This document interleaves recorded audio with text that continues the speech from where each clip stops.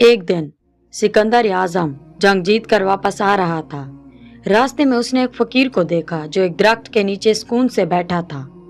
सिकंदर ने कहा, मैं दुनिया का सबसे बड़ा बादशाह हूँ, जो मांगना है मांग लो, मैं तुझे दूंगा।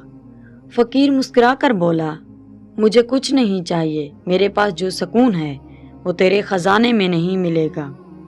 सिकंदर हैरान हुआ और पूछा, कैसा सुकून?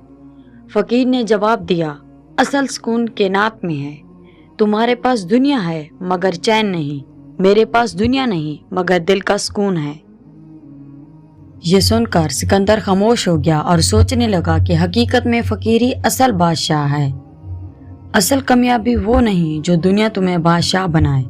असल कामयाबी ये है कि अल्लाह तुम्हें नेक और मुतमईन दिल अता करे। ऐसी ही मजीद दिल को छू लेने वाली कहानियाँ देखने के लिए हमारे चैनल को सब्सक्राइब करें और बेल आइकन दबाएं ताकि हर न्यू आने वाली वीडियो आप तक पहुंच सके। शुक्रिया।